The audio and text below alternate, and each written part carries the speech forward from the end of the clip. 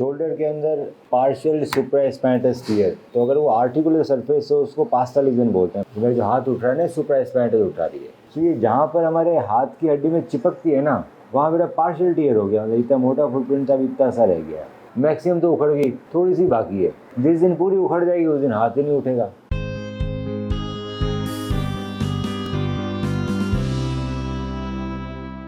अब ये उखड़ना तो बढ़ती रहेगी। क्यों बढ़ती रहेगी? क्योंकि मांसपेशी तो पीछे खींच ही रही ना। जब जब हम हाथ उठा रहे हैं मांसपेशी पीछे खींच रही है ना बेटा, तो ये आधी उखड़ गई, तो धीरे धीरे पूरी उखड़ेगी अभी। तो ये रीजन है हमारा, इसलिए हमें पावर भी नहीं लग रही और पेन भी कर रहा है। इसके अलावा पार्शियल टियर है, मतलब ये पूरा उखड़ा हुआ नहीं दिख रहा, ये अंदर से उखड़ गया है। अगर इसको नॉर्मली अगर रिपेयर करना हो कि मेरे को वापस यहाँ पे चिपकाना है, तो जनरली क्या करते हैं, इसको कंप्लीट बनाता है सर्जन। मतलब इसको पूरा उखाड़ देगा फिर रिपेयर करेगा, जैसे एक नॉर्मल रोटेटर कब रिपेयर होता है। अब हमारे पास काफ़ी एडवांस इक्विपमेंट्स अवेलेबल है, तो इसको बिना पूरा फाड़े ऐसे कैसे रिपेयर कर सकते हैं। तो इसमें क्या होता है, परक्यूटेनियस किट आता है बेटा, वो यूज़ करते हैं और इसमें एक एंकर डाल देते हैं कॉर्पस का, भी नॉटलेस एंकर है। इसमें गांठ है ना अंदर ही लग जाती है, बाहर नहीं लगती। 2 एंकर डाले, इन दोनों एंकर को मैंने आपस में मिला दिया, एक एंकर के धागे को दूसरे एंकर में लोड कर दिया। उससे क्या हुआ कि अंदर ही गांठ लगी और कंप्रेस हो जाता है। मैंने वहीं पे टियर चिपका दिया और इसको हमने थर्ड लेटरल रो एंकर के थ्रू स्टेपलर की तरह सोलॉक एंकर डाल दिया। तो अभी जो टियर था ना वो ऐसे कैसे चिपक गया।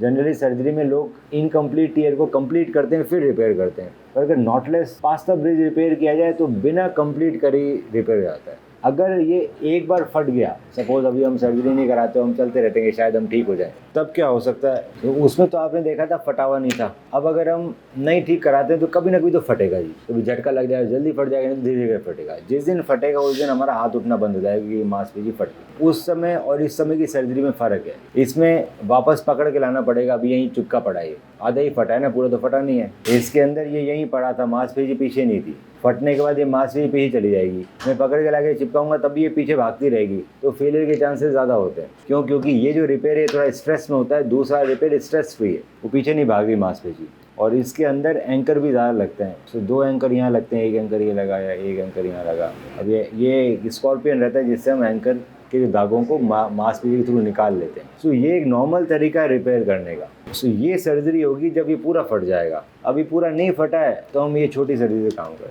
पर बिना सर्जरी के ठीक होना थोड़ा मुश्किल है। पर आप में उसके चांसेस थोड़े कम है क्योंकि ज़्यादा फटा है और पावर नहीं आ रही, इसलिए कॉस्ट इंक्रीज जाती है। पर ये फिर रिजल्ट अच्छा देता है। एडवांस सर्जरी है वो पुरानी सर्जरी है, तो सर्जरी कॉस्ट सब डिपेंड करती है बेटा कौन सा एंकर लगते हैं, किस टेक्निक से सर्जरी होती है। आपको कुछ क्लैरिटी होनी चाहिए कि हाँ सर्जन क्या करने वाला है। कई बार सर्जन क्लैरिटी नहीं देता है, हाँ जी करेंगे, दूरबीन से करेंगे, इंपोर्टेड एंकर लगाएंगे, वहीं बात खत्म होगी। अब ये भी इंपोर्टेड है, आर्थरेक्स का नॉटेड वाला भी एंकर आता है, दोनों एक ही कंपनी के, दोनों ही इंपोर्टेड, दोनों एक ही कंपनी के, और दोनों सर्जरी में फ़र्क काफ़ी आ गया और ये 100% रिकवरी हो जाएगी। आपको हम हर वीक कॉल करेंगे फ़ोन पे, हर वीक एक्सरसाइज सिखाएंगे 6 मंथ, 1.5 से 2 महीने में बिल्कुल ठीक हो जाएंगे। फिर हमें सिर्फ स्ट्रेंथ ट्रेनिंग करनी है।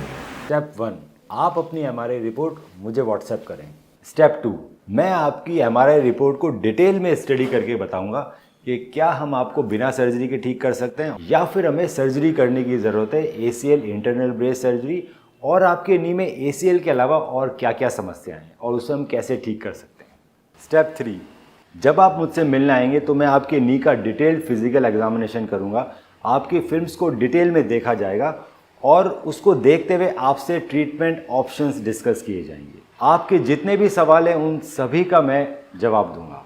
ACL इंटरनल ब्रेस सर्जरी की रिकवरी आप देख सकते हैं हमारे फेसबुक के ACL विनर ग्रुप में, और देख सकते हैं कैसे एथलीट्स 3 महीने के अंदर रनिंग चालू कर रहे हैं ACL इंटरनल ब्रेस सर्जरी के बाद। आज ही अपनी MRI रिपोर्ट हमें व्हाट्सएप करें।